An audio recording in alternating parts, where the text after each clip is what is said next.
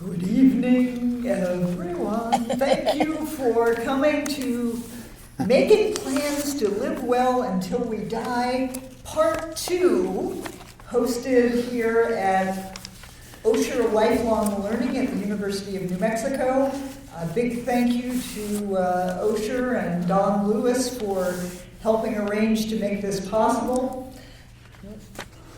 We had a fabulous discussion about 45 minutes ago about advanced medical directives and talking about all of those medical issues related to that. This part 2, we've got a slightly different take on living well until we die, with a fabulous panel of folks that I want to introduce to you. At the far end is Dr. Aroop Mangalik. He is a retired oncologist, and he's the author of Dealing with Doctors, Denial, and Death. And he's had a lot of experience with that, and we're going to get more into your experience. Right next to me is Stacy Sacco.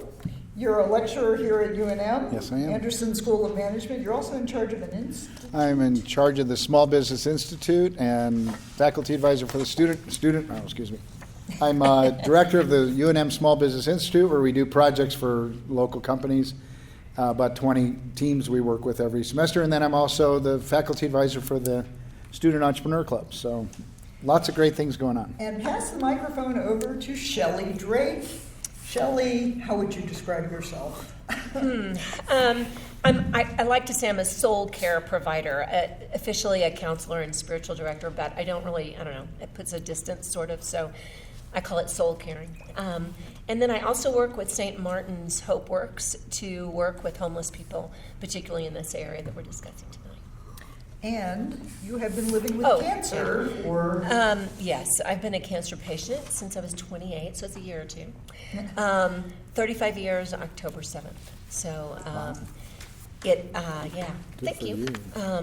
And I've just learned a tremendous amount, so I hope I'll be able to encourage you and offer some, just suggestions for how to live well for our time tonight.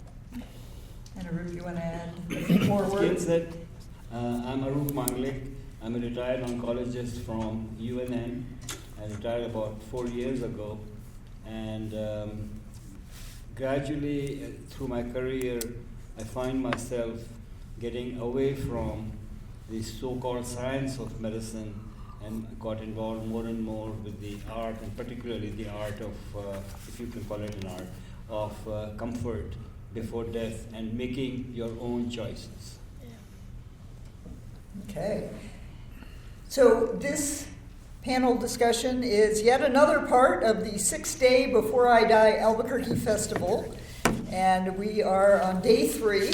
And I want to thank the sponsors who are making this festival possible, which includes French Funerals and Cremations, the Morris Hall Estate Planning Law Firm. I'm not liking this little microphone over my ear. The Neptune Society, which provides cremation nationwide. Retirement Extender, which is a team of professionals making the most of your finances in retirement.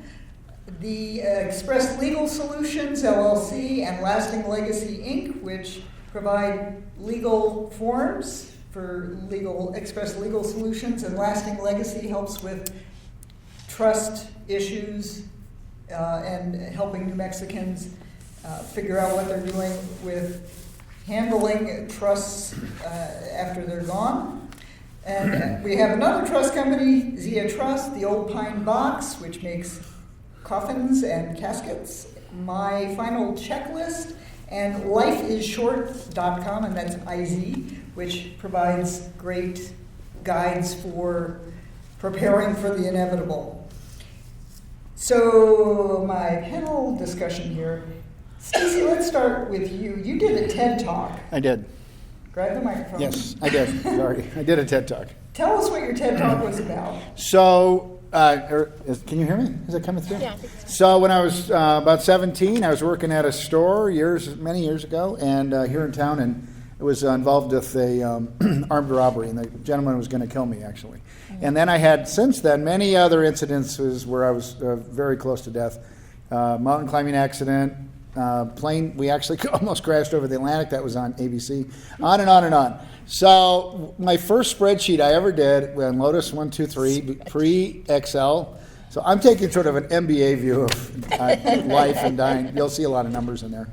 But my first spreadsheet was I looked at how many weeks, or actually it was years, months, weeks, days, hours, minutes, till my actuarial table.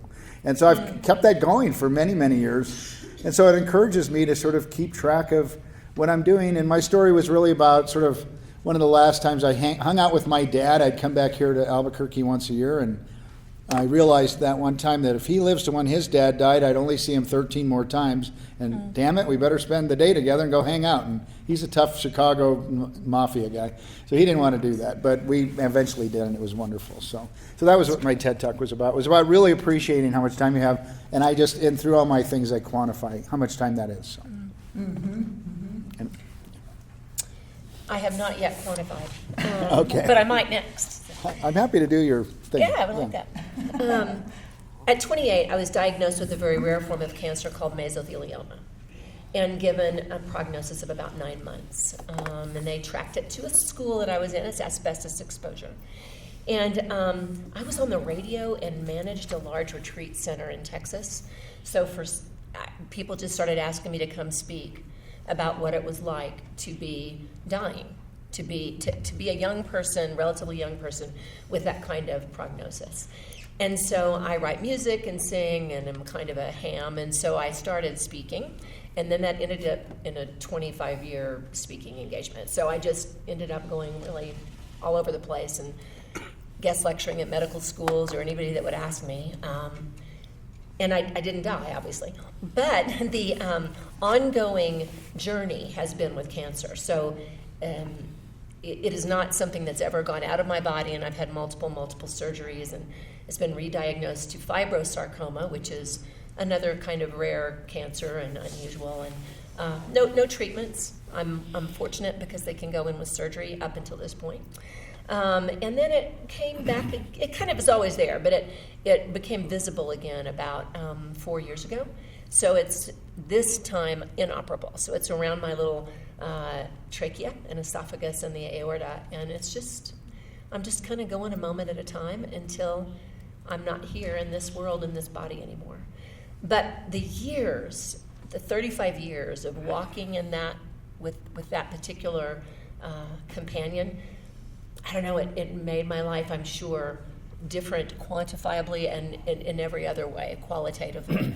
And it's given me a chance, I believe, to go one day, one moment at a time. So I kind of look at it that life has bookends, and birth and death are the things that we all share. You and I, every single person on the planet, we share those two things in common. And I used to put death way, way out. I mean, I didn't even think about it at 28. And all of a sudden, when it slid in closer, the bookends kind of slid in closer, I began to learn to just kind of push it out one day at a time instead of live in that expectation that it's for someone else in some other world at some other time in history. So it's been a hugely rich, I can't even begin to express, journey. Hard, a lot of physical pain due to surgeries I've had, et cetera, and just the location of the tumor right now. But I wouldn't be able to, especially in a few minutes, express how much I've also gained. And I think I just have learned to see the good in the midst of the pain, the purpose in the midst of the struggle, and try to pass that on a little bit if I can. So that's my story. Would you like to talk a bit about your work with some of the cancer patients and perhaps the medical aid in dying issue? Okay. Dealing with patients with cancer can be rewarding, very rewarding. At the same time, it can be very disappointing and hurtful. And of course, the same applies to the patients. Cancer, of course, we use the word cancer, but there is no such thing as cancer. There are hundreds of types of cancer, depending on how you classify them. And the main point is that there has been a huge change in the type of treatments available and the success of the treatments available for cancer. When I was in training in the early 60s, we had patients with leukemia in whom the median survival was about 6 months for some types and 3 months for other types. And that's all there was. And nowadays, the children's leukemia, particularly the cure rate, this means their cancer has been gone for 8, 10 years, is about 90%. So there's been a tremendous amount of improvement there. Many other types of cancer also, there has been a lot of improvement. But yet, the point is that a lot of people do get cancer and a lot of people die of cancer. And of course, the fundamental thing which has been repeated again and again for you, and you all know that everybody is going to die. And the question is, how can you make that death more comfortable and on your terms? And as I said earlier, my contention is that the largest single group of people who are very helpful in treating diseases, but they are the group, that is the doctors, are the group which are responsible for a lot of discomfort before death. And it's that issue that I would like to discuss further depending on your questions and comments. Do you all have some questions at this point? Anything is fair game, I'm sure, for all of us. Yes. So anything is a fair question and a good question. Do you have a microphone for the audience? No, but I would repeat the question. So, Yes. Yeah, that would be Yeah. great if you do. Yeah. okay, yes. Thank you. I will do that. Can I ask a question? Sure. Actually, if Pick up the you, microphone. yeah, I have a question for you in particular, because I think you, in fact, you both sort of said the same thing in a different way, but once I started doing these reports or whatever about how many weeks I have to whatever, I have 522 more Sundays till my actuarial table I actually have today. It'll never be that day. I know. I'm just saying. But I could go to 122, the oldest person on the earth, or 200 is the Yeah. new TED Talk. So that's several thousand. But what I found was that in that thinking about that, I freak people out when I have that. I kind of pulled that out of some of my presentations. But all I'm really talking about is what are you going to do with that time and where's your purpose? And I have a thing I wear around my wrist here. It says, my key word is purposeful. Oh gosh, how'd that happen? And I thought, where do you find that in the midst of all that other things? Yeah. There's worry and there's thoughts about people and their diseases, and how do you stay back on track with the other part, about what's living? So is that a good question? Mm-hmm. Okay. Yeah, sure. For me, initially, I was so freaked out, I kind of couldn't even think past the moment. It took me time to kind of grieve that process and grieve my own upcoming death before I could think much about purpose. But I had already been asked to speak in Belize, Central America. Wow. And so they told me I couldn't go because I was too sick. And I said, well, if I can't go next year, I'm going this year. So I went, and a nurse came with me. And I was sitting on the porch looking out across the Caribbean in this lovely place. And I was bemoaning the fact that I couldn't figure out a purpose. Like, what do I do? I don't have long enough. I can't get married, have kids, all the things that I traditionally had really wanted to accomplish. And this thought came to me, I can love people one day at a time. So right this moment, I can love whoever I'm with and not try to figure out how many, not that I don't want to know, and I'm going to ask you to do mine, if you're curious, but not try to dwell on how long I might not have, but instead stay right now in the present moment. Those of you who are meditators, that's what we do, right? We step into the present moment and try to still our mind for just a moment. Those of you who might be spiritually based do the same thing. We come back to the moment. And in that moment, no one else was there. I was just kind of looking and appreciating the beauty. I just had this sense that I can love people. And that may seem too simplistic, but it so worked for me. And it's why I wake up every day. It's why I get out of bed when I don't feel so well, because I don't know how many days I have like this, where I can sit somewhere and, do fine. I don't know how many days I have of that kind of health. But I would rather be here with you than laying in bed at home wondering how many days I had left or feeling bad about myself.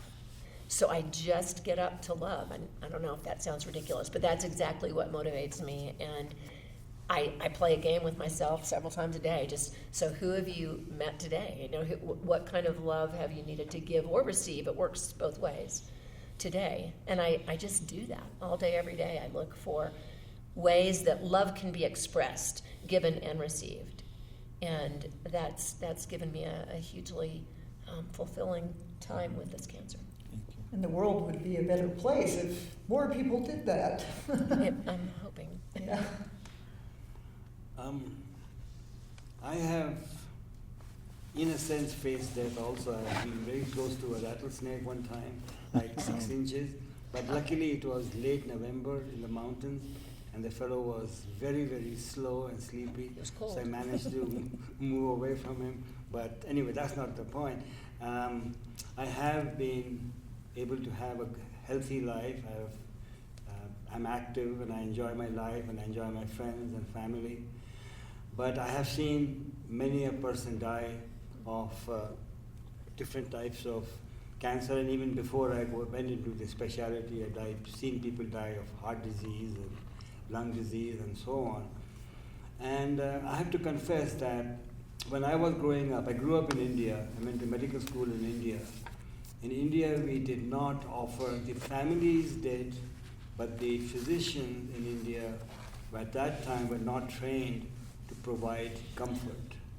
We were trained to basically, whatever little treatment was available, this is what we gave, and we unfortunately, now in retrospect I call it, unfortunate, at that time it was the norm. We'll say on bed number 6 is a liver and on bed number 9 is kidney, meaning this fellow has a kidney disease and that fellow has a liver disease. We didn't even address the patients, as a person. But gradually that has improved in my own behavior. And in the early years when I came back to this country to work at University of Colorado and then University of New Mexico, there was a lot of push to do many kinds of experimental treatments. And I very enthusiastically participated in them for, I would say, about 15 years or so, because I became a believer from all the talk I heard from the director of the National Cancer Institute. I was here when Nixon declared war on cancer. It was like, we'll just go in and get it out and be done, and that kind of a thing. So I became a believer in all that. Money was available because of Nixon for cancer research. But gradually I realized that what we are doing is not helping the individual patient. Yes, certainly there has been progress, and progress still goes on. There have been diseases which were incurable when I retired 4 years ago, and nowadays many of those patients are living healthy lives, good lives. So there's no question there is improvement and there is need for research.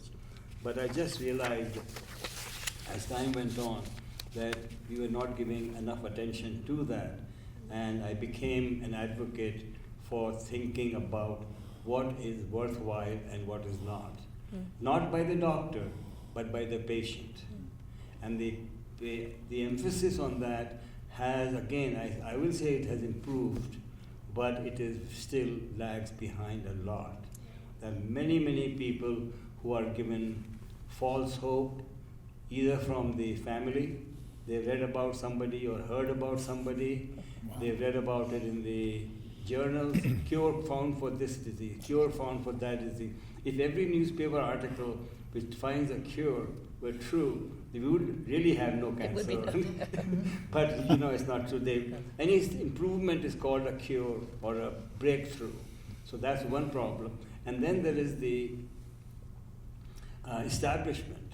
What Dr. Relman 30 years ago said, the medical industrial complex. And the medical industrial complex is huge.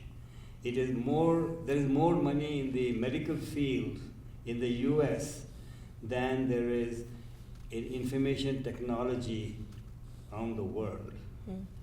So you can imagine the amount of, this is something like $3.5 trillion a year in the US for the health industry. And it goes on. Just last week, there was an article about a drug which costs $550,000, one dose. And then there is the additional costs of the hospitalization and so on. We're talking about $1 million for a treatment, and about 30% still do not respond to this treatment. But it is being pushed, and they think it will get approved and be paid for. So how it will happen, I don't know. My point being that there is so much money in so many different ways. I will not blame any one particular segment, but there is so much money that many practitioner gets carried away by that, directly or subtly. They start thinking, well, maybe we should try one more treatment and this and that. And the emphasis on other types of measures, comfort care, hospice, palliative care, and just acceptance of death, the emphasis on that is very, very limited. So I'm going to leave it at that and then come back to your question. And Stacy He has. should answer.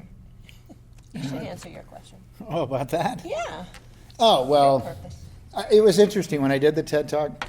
So it was about that, basically, that I thought I had 13 more visits with my dad or my family, because I was coming back to New Mexico once a year from Orange County. And my dad didn't want to even talk about it. And so when I told him that, so I ended up making him go up to La Cienega, or Doc Long's up there. We had a picnic. This would not be my dad. Anyways, but when we got back, and I asked him about his first job, his first car, it was just like great to finally learn all these things about my dad. When we got back, that was sort of the first time he really hugged me, quite honestly. And I was older by that time, so that was a big event. And then he made a drink, and he says, let's toast to the 13th. Thanks for today. And that was so fabulous. So, but when I got outside, I had two big reactions. Well, a lot of my friends were there, but one woman came running to me immediately, and she's pissed off.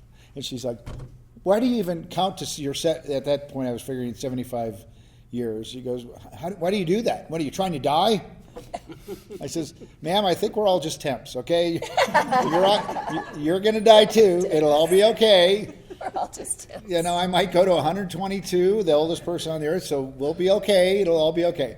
And she was furious. And then I kept watching this other gentleman, older gentleman. He's circling me. I'll start crying right now, because he finally, I just looked at him and I says, well, come on in. And he goes, he fell into me.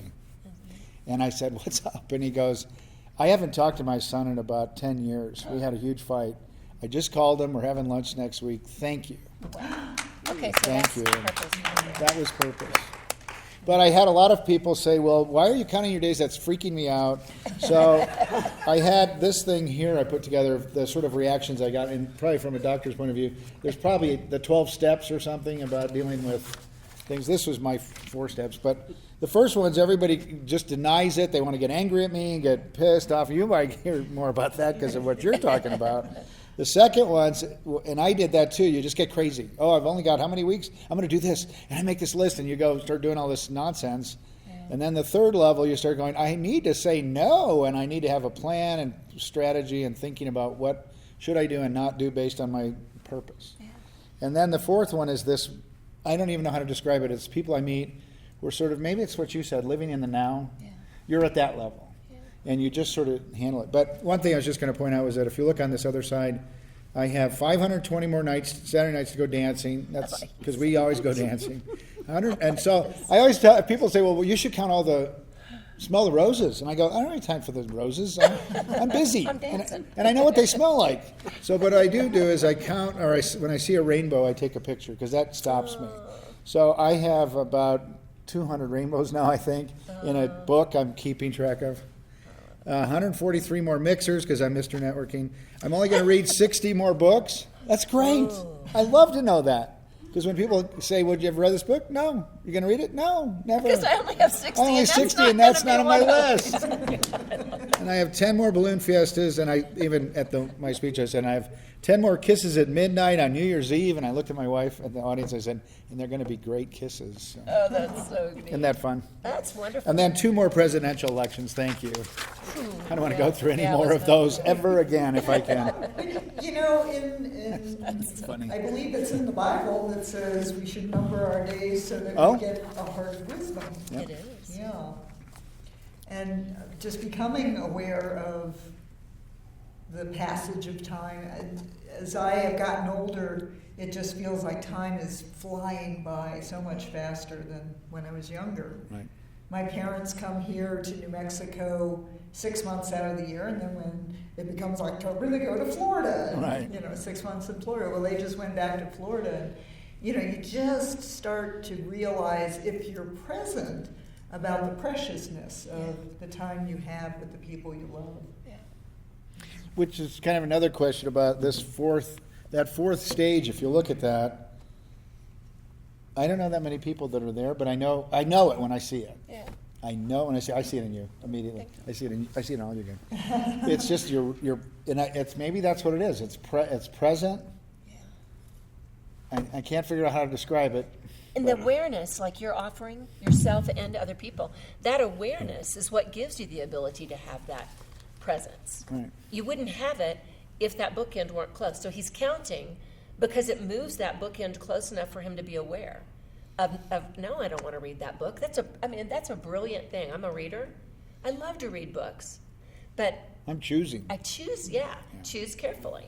So that's kind of like that bookend illustration. You choose carefully what the day is going to look like as it slides out. And I love what you were talking about with, as the patient, you cannot imagine, especially when you're on the radio and stuff, you cannot imagine the number of cures that come your way.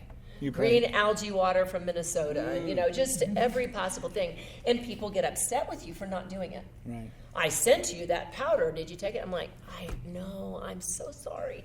I just don't do that. Really? If the good doctor said, hey, we really did just develop this thing and I want you to try it, then that's a different story. But you can't try everything because the object of that is to prolong a number I don't even know.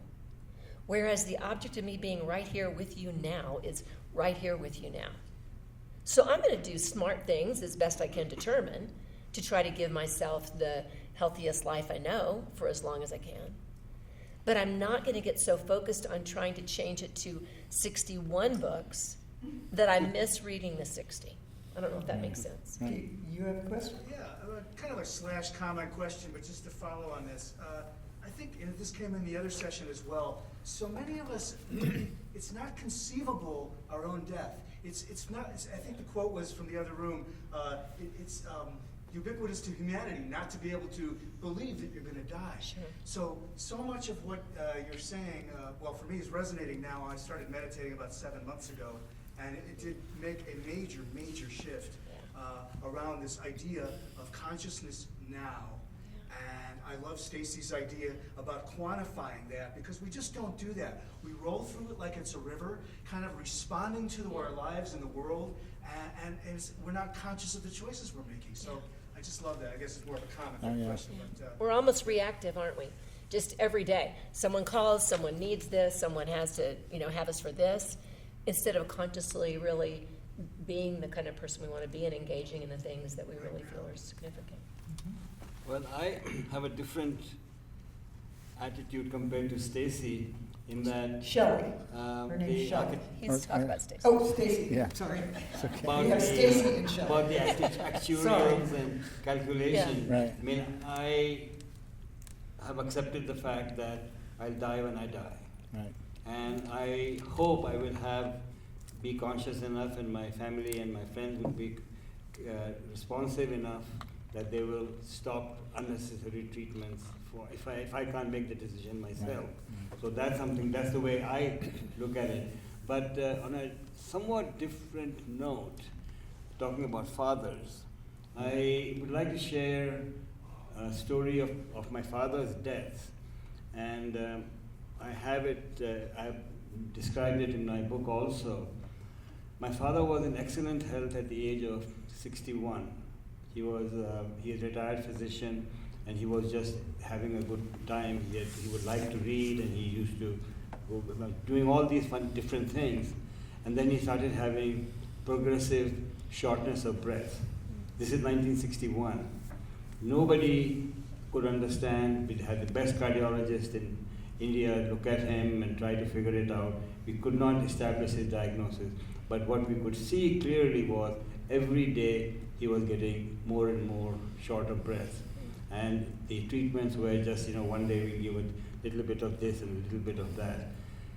Through that, basically 5-6 months of his getting worse and worse, not once did I have a conversation with him, nor did my sister and my brother, or even amongst ourselves. We never talked about what is going to happen to Papa. We just sort of did day-to-day things, and if he did have conversations with his own physicians, I don't know, but they certainly didn't share it with me, and I didn't have it with him. So not facing somebody's serious illness, progressive illness, I think is one of the most difficult things most bad thing, the worst thing we can do to ourselves.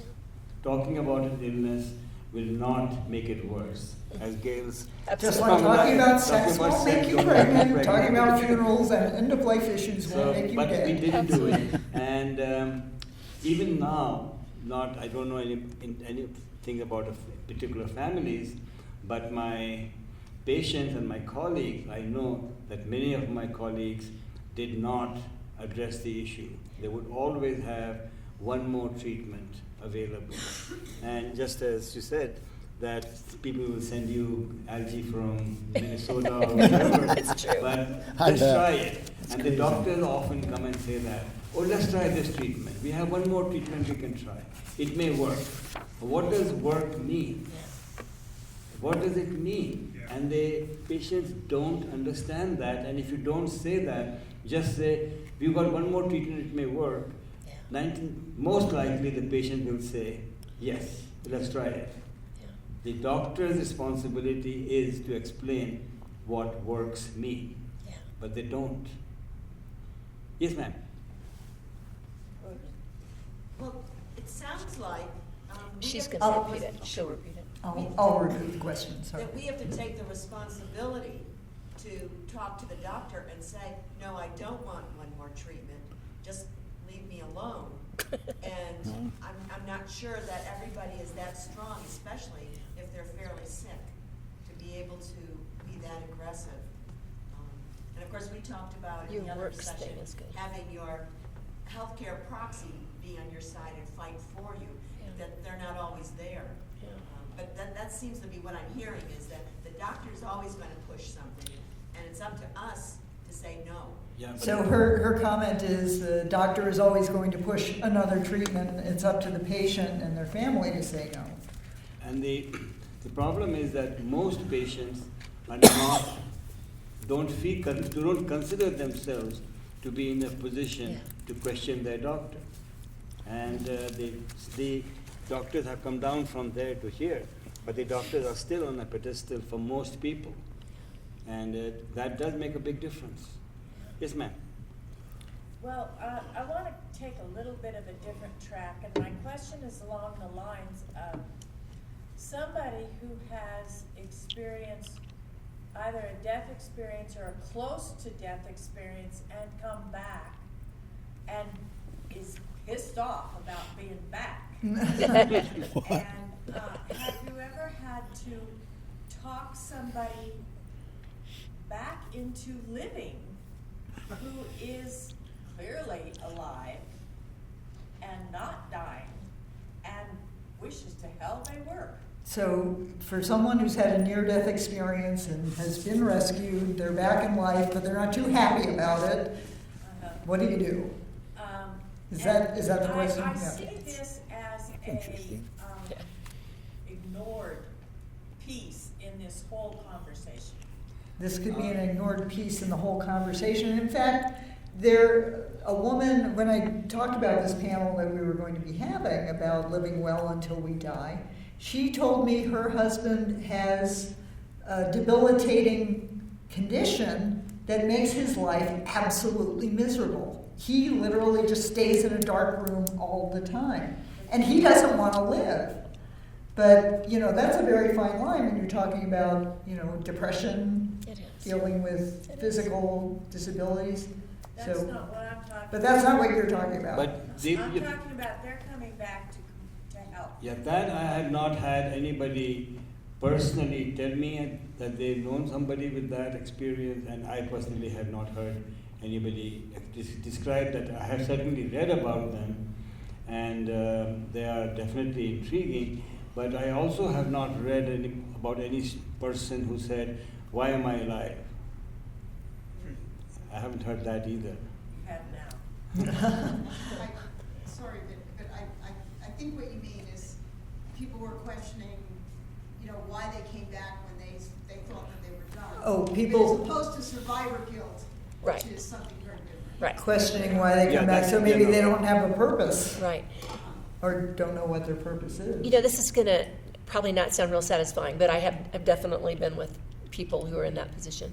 Because their current life was really painful to them, whether it's their physical body or their circumstances. So death had actually been a relief, especially with what they experienced when they physically left and had that near-death experience. And I'll tell you what, the only thing you can do is walk with a person. What doesn't work is to try to talk them into wanting to live. It just doesn't work any more than you could talk me in to not wanting to be, someone who loves people. You couldn't talk me into dropping that because that's who I am. So an experience belongs to the person.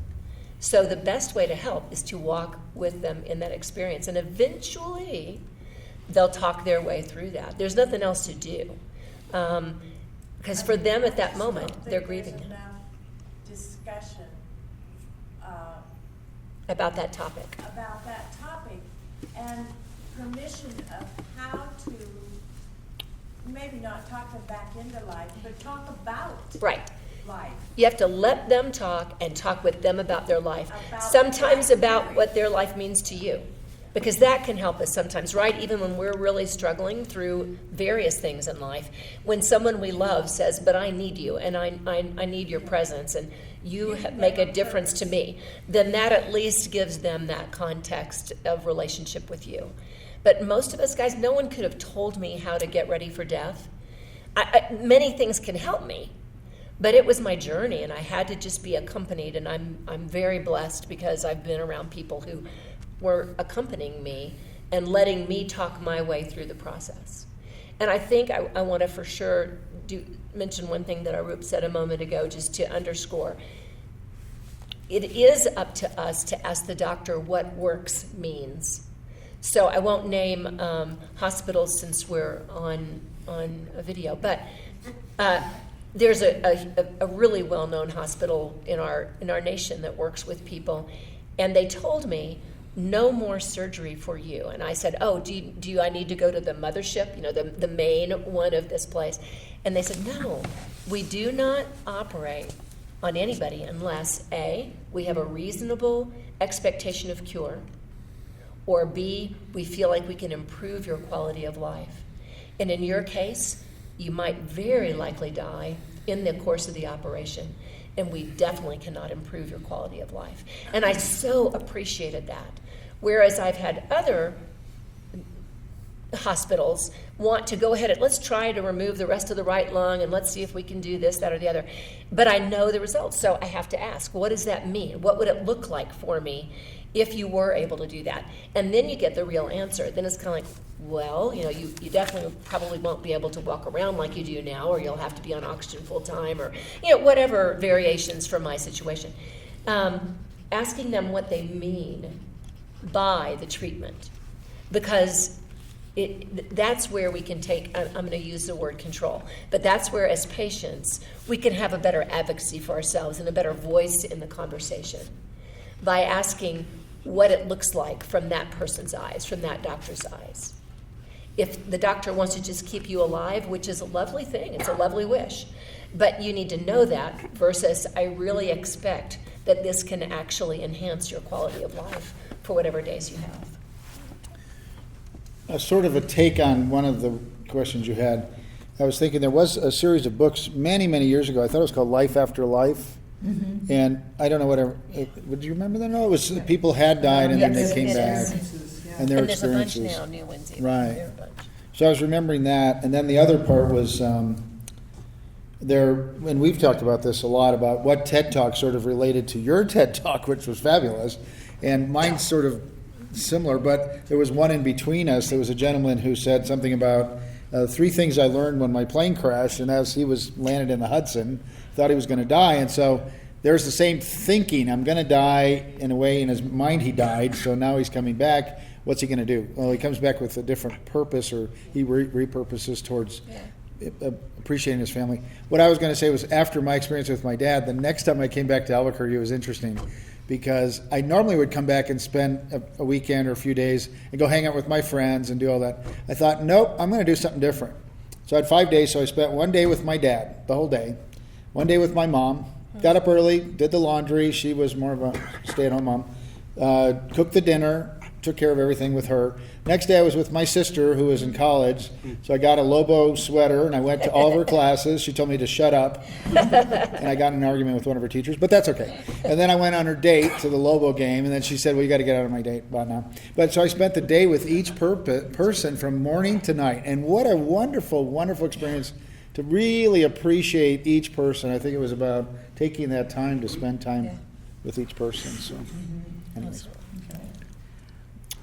So that was my way of repurposing, I guess. Yeah. Another question? Just curious about this motivation that you describe about the medical complex seemingly want to solve problems that may be insolvable.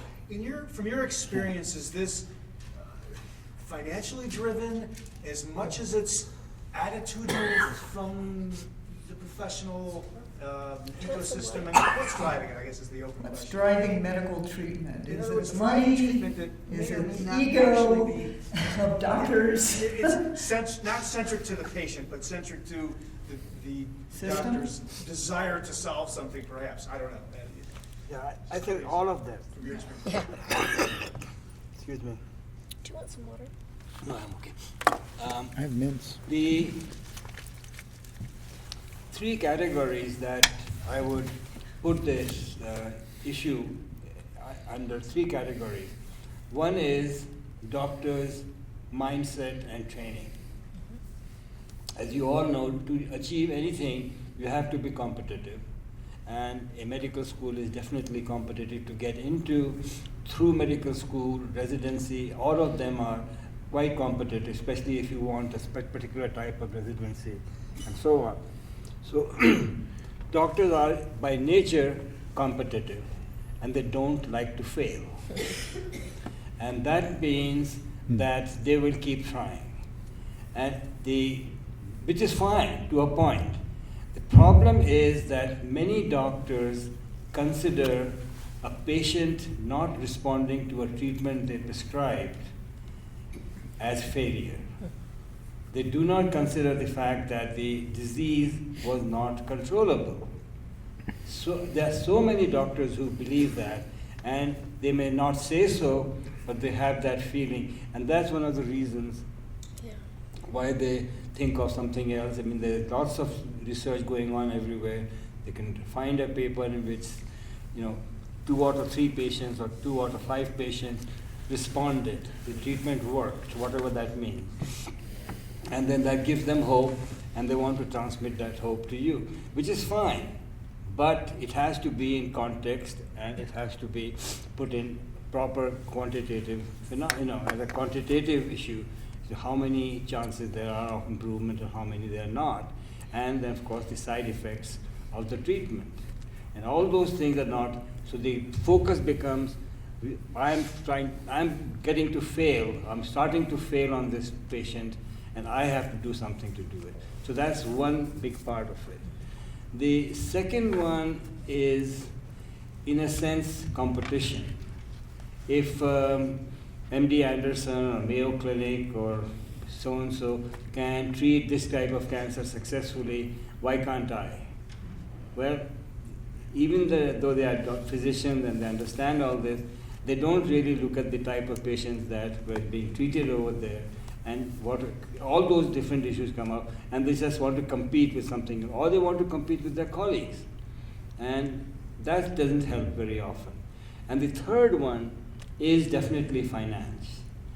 There are institutions which, thankfully not too commonly, but there are institutions who emphasize particular types of treatment.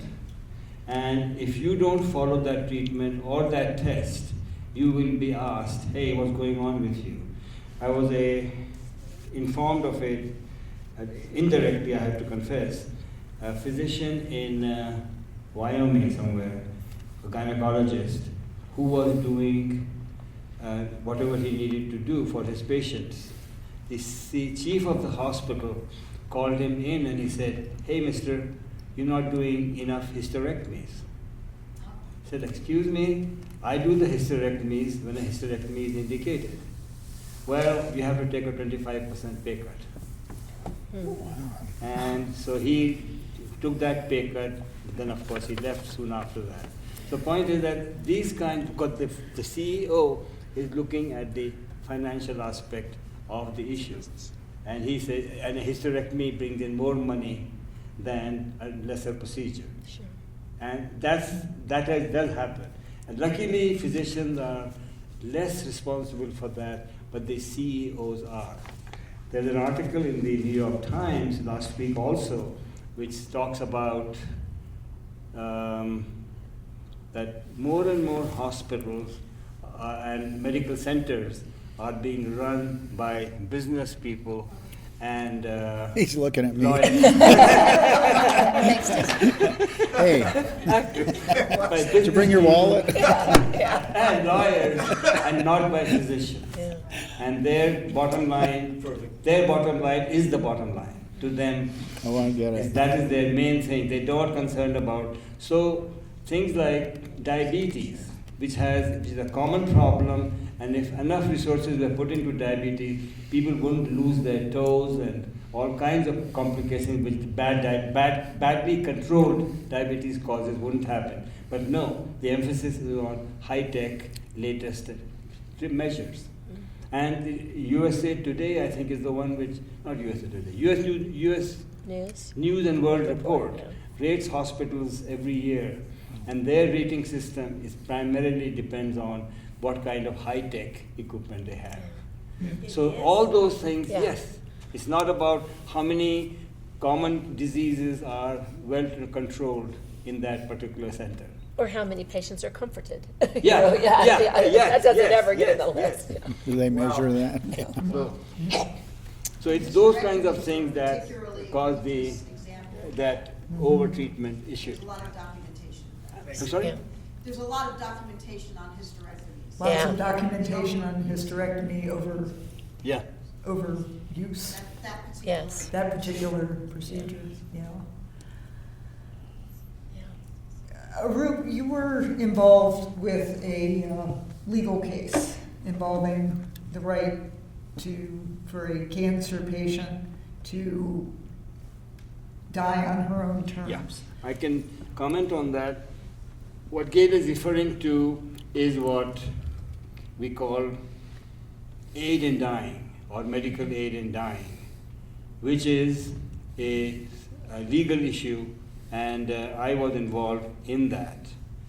I just want to, as a side issue, mention that many people use the phrase physician-assisted suicide for the same action, which is, I think, a deliberate way of making it sound bad. It is not suicide. It is not suicide in the sense that the person was going to die anyway, and the physician is only assisting by giving a prescription, not doing anything else. The point of the legal battle that we tried to fight was, we did fight it. You did. Unsuccessfully, but we did fight it, was that it is illegal for a physician to write a lethal prescription, which comes under the protection of you're not allowed to assist somebody in committing suicide. Suicide itself used to be a crime until about the 60s, I think, 50s or 60s, when finally at least that common sense came in, and suicide itself became not a crime. But assisting somebody in a suicide was considered to be a crime, and is still a crime.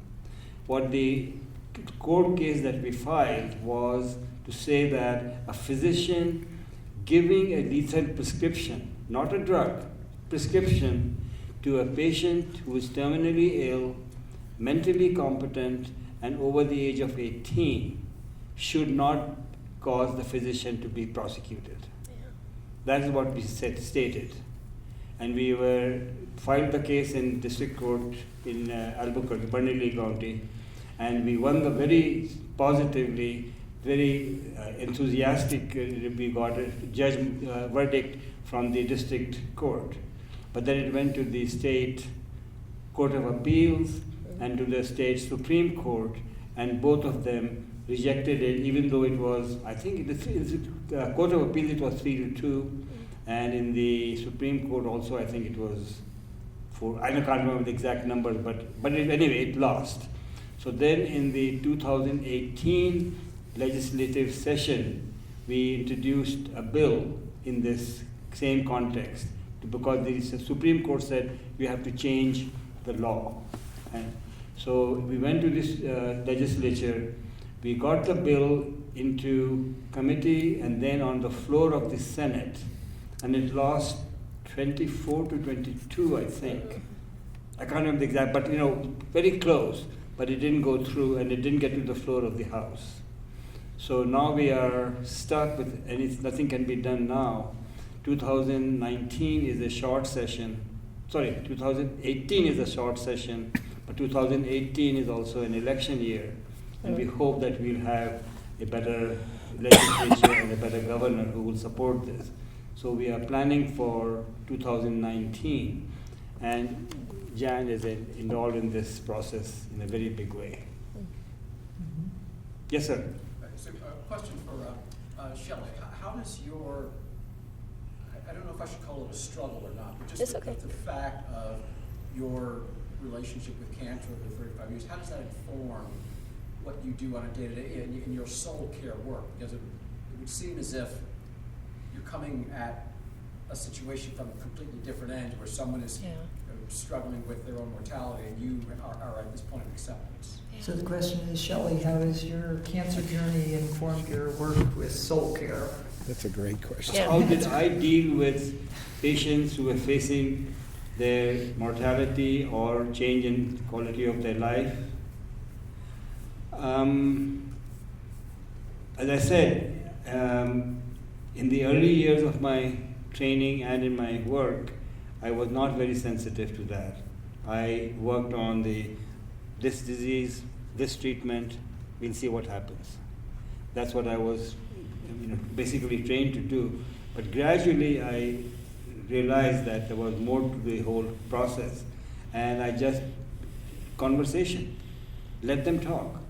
I learned that much. Once I changed my direction, I learned that listening is a very good tool, and give some information and then see how the patient reacts and take it from there. And not saying, well, things don't look good and maybe, no. You have a serious disease, your cancer has spread, it is most likely is going to kill you. I'm willing to use those words. Yeah. And more patients than not, I shouldn't even say more patients than not, most patients appreciate that. The doctors are afraid to say it, and the patient thinks they are afraid to hear it, but once they hear it, it's almost a sense of relief. Because now they have a direction to go into.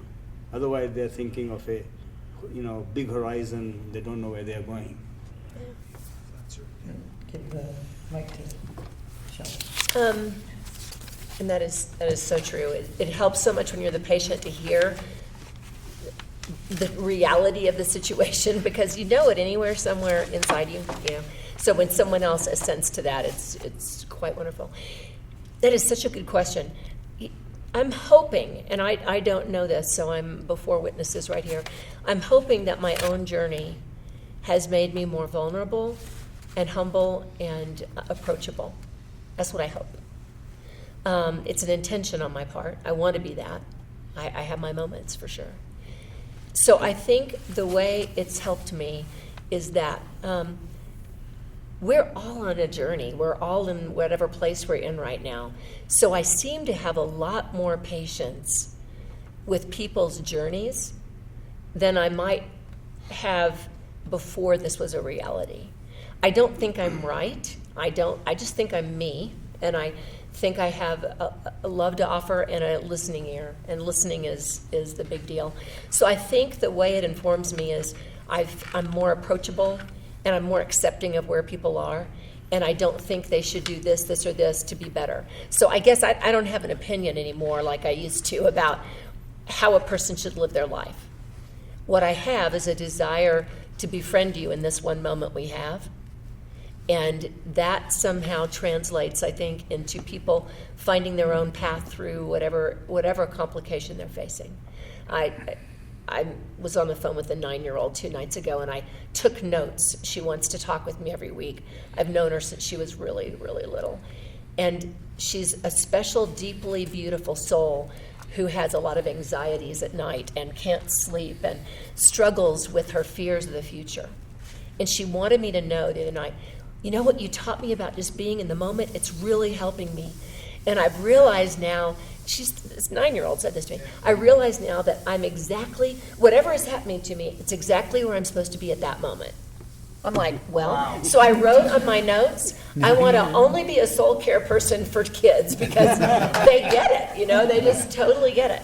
And she's learning to accept her fears, because we talk about that. She can't change it. I'm not going to, maybe when I was 20, I would have said, well, don't do that, don't feel afraid, or, do this, that, or the other. I don't do that. I'm just like, okay. So you have these fears.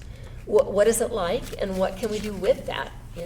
How can you approach this tonight differently? And so she's learned now to get up and color or do some writing. She writes beautiful little stories instead of being afraid of not going to sleep, because she did what we all do. I should go to sleep at night. I have to go to sleep because how will I be okay at school tomorrow? So the anxiety created around the anxiety. So I think what it's done for me is it's stripped me. I hope every day. Strips me of the layers of my own ego and my own sense of superiority, or that I know something that I don't know at all. And I pray that it's given me instead just a humility to walk through life with whoever the other person is. I hope so. That's my longing. In Stacy's handout, I don't know what page this is. Yeah, I took the page numbers out because these are all kinds of different booklets. But you've got a page about titled Mastering My Life, Becoming the Person I Want to Be. Right. And I think you provide some really good points on this. And the more I look at it, it's sort of at my own personal affirmations in a way. But what it was where this first came about was when I graduated from El Dorado High School here, I went on the road with a show called Up With People. And I was a dancer, singer in Europe for 6 months and all kinds of stuff for 2 years. And 136 host families, etc. My first host family, though, was Jim and Bunny Wingert. And they had a situation at the house where they were arguing about something, and immediately they looked at me and they said, we'll be right back, and they took that conversation out of there. That would not have happened at my house here, but in their house it happened there. They were very respectful of each other, and I thought, damn, I want to be like Jim Wingert. And he's such a gentleman, and she's such a gracious Bunny Wingert. She passed a year ago. They flew me in to do the eulogy after all these years. I'm still like family to them. But what Jim did and Bunny did that day, I thought, I want to be that. How do I be that? So over the years, I've collected things where I've met somebody or seen somebody, and I said, wow, look how they handled that. That is just not me. But if I could be a little bit of that, how great. So over the years, I just keep track of things I've seen, and this is not from a book. It's just real life experiences, and I thought, boy, if I could be a little bit of each of these things, I call higher level math, or it's another kind of thinking, is how do I take myself to that next stage? So these are my examples to follow. It sort of plays out in another thing. I have a wallet card that I keep track of certain things I want to try to become in my 520 weeks. And I want to make it great, and I want to make me great. And how do I do that? Well, I look at others' great example of what they're doing, and I try to emulate what they're all about. And I've just quantified it here again in terms of what I give this sometimes to my students, because they'll say, well, you know, you always seem to look ahead, further above or rise above. And I always say, yeah, and I show them this, and I say, now rip it up, and don't do this, make your own list. Who do you know that's doing amazingly cool, great things, and start making a list of those things that you want to start to become. And it's so much fun, because then they'll bring back their list. So I love that. So. Anybody have any desires that they would want to talk about? You know, as part of the Before I Die Festival, we have Before I Die walls that we set up at CNM's main campus. And, excuse me, there's one at Sunset Memorial Park where it says, before I die, I want to. And this is based on a TED Talk, which has sparked a worldwide movement to allow people to express in public what they want to do before they die. And I think this is a great opportunity for all of us to think about, what do we want to do with this? Was it Maya Angelou who said, with your one precious life? Yes. Yes. Yeah. And I just checked out the boards at CNM's campus. After a week, it is chock full. You're kidding? Covered How fun. with Oh my all sorts of goodness. stuff. So great. Oh. Yeah. We have to wipe it down and let them start over again You this took week. pictures, they told me. Yes, I took pictures.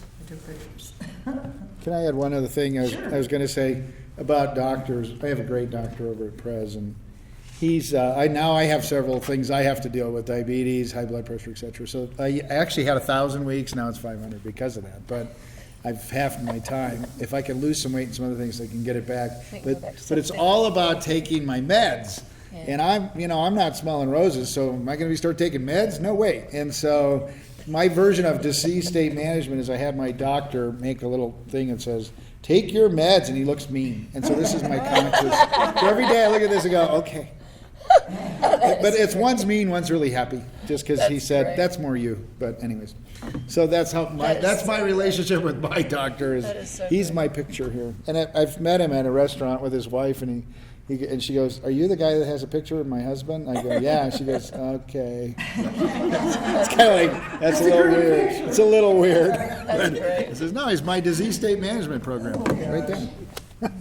That crazy. If nobody has a question, one thing that I think we also can talk about tonight, just briefly, is the importance of family and friends around you.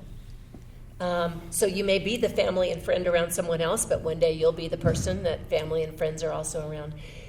So we're more than our body, right? So sometimes when we're ill, or when we have some kind of an illness, that gets a lot of attention for us because it's scary, or it hurts, or we can shorten our lifespan by not doing the things we need to do. We can become so focused on the body that we forget the other part. In fact, often, and I'm sure every single person in this room either has done this or has family members and friends who have done this, we'll tell other people, oh, I'm fine. It's no big deal. I've got this handled, whatever it may be. Begin to think through how you approach life with the people that you love. So, as you might imagine, my husband and I talk about this all the time. Short version of the story is my lung did not heal properly after one of my last surgeries for cancer, and I've got a hole that exists, a bronchopleural fistula, they call it. It's a space between my lung and my back internally that isn't supposed to be there. So they had to cut a plug out of my back, and my husband has to, we call it lovingly stuff me, I don't know what else to say, with 4.5 yards of gauze twice a day. And he's had to do it since 2006. They thought initially that the fistula would be there just a couple of weeks, but when they went in, it was too big. So this is just what I do now. It's part of my life. I remember distinctly the day that they said, I don't think we can ever close it. Because all of a sudden I was like, my husband, my marriage, this was just a few years after we had gotten married. And I didn't want to depend on someone at that level. Anybody else, somebody who doesn't like to depend on other people at that level? I did not like it. And I have to tell you, the funny joke is it's right here. So there is no physical way on the planet I can stuff myself. And I find that amusing in a macabre kind of way. There's no way I can control it. I have to ask for help. So he's gone this week. He wanted so much to go to this science and non-duality conference in San Francisco. And so he left, and we had to teach a couple of friends. Very rarely does this happen. He does not like to leave me. A couple of friends to stuff me. And, I have to call it, is it time to stuff you? It's a very odd experience. But it helps break down that same kind of pride, right? Because I need help. And that I thought I would bypass the friendship and love kind of help by just calling caregivers, just like some kind of organization that has nursing care and scheduling a visit. But you can't do it because I'm ambulatory, I work, I'm fine, I don't have a doctor's order, and I don't need care for 30 days or more. So I actually can't go through a normal kind of external nursing. They say to go to urgent care. Anybody know how long it takes to go to urgent care these days? So I would be there 6 hours a day is what I pretty much gathered, and 75 a stuffing. So, I can't do it. So it is incumbent on all of us to learn to need each other and to learn to be needed and to ask for help and to build more around us than just the medical doctors that we feel comfortable telling them. We feel so comfortable saying, oh, my doctor, I can talk to him. But we have to talk to each other. And there's no shame in any of it. We're just all people. And we do break and we do die. So that's just a part of our life. So look bigger than just the body and help other people do the same. To the spiritual and the emotional and the relational quality of our lives so that we can be with our dads and our moms and our sisters, instead of just relying on the medical profession. Does that make sense a little bit? Oh, gosh. It's worth the conversations. It enriches. My marriage is so much better than I could have ever made it by staying in control. I wouldn't have chosen this way, but the gift that it's given me is much greater than me kind of being the tough, independent person who traveled the world alone with cancer and didn't need anybody. Not true. Not true. Thank you. Yeah, why Thank don't you. we start with some wrap-up comments? What kind of thoughts would you like to Oh, sure.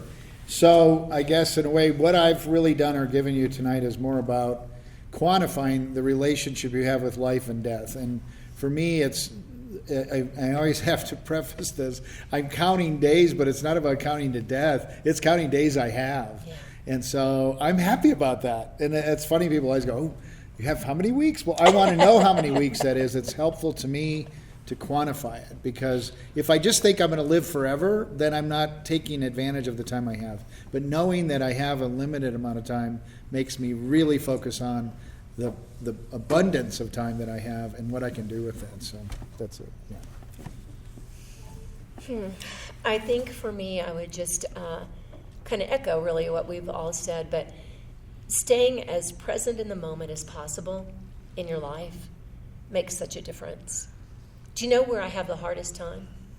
Is when someone is mean to me, or they do something in traffic, like the other day, some guy screamed at me because, I don't know, I did something I didn't like. That's where I have the hardest time. I don't even know the person, right? But that's where I have to internally say, Shell, he's like your brother or something. He just doesn't get it, So he's having a bad day. It's okay. We have to learn to just stay right here in this moment as much as possible and then let the others roll out. It's a hard thing to do, but meditation works wonders. And just reminding yourself not to be so reactive to what everybody else wants, but to be aware instead of who you are and the surroundings you're in and the difference you're making in this world. So I don't know how many days I have left. Much longer than I ever thought, I can tell you that. But I do know that being here right now tonight is all I'm thinking about. Mm-hmm. And I'll step into the next moment when I leave. And as much as I can do that, it helps me to just be a real person. So I would say befriend yourself, be the person you truly long to be, like in this document that Stacy's provided. Figure out who it is that you really are and that you want other people to see. and then build relationships that can wind their way through the various things that each one of us is going to face. I am better for what I've suffered. It's difficult.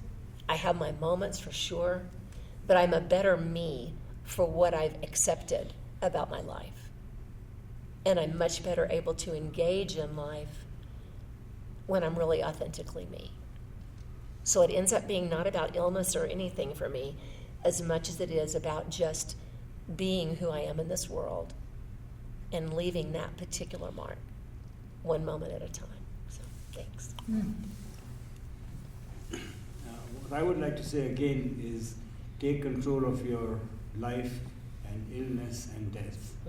And any friends you have, encourage them to do the same.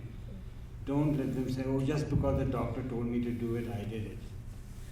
I'm not saying the doctors are bad, but there are certain aspects of the medical training and medical psychology that doesn't give enough emphasis to this aspect. And encourage your friends and yourself, of course, to use that. Wonderful. Thank you all so much. Wonderful information.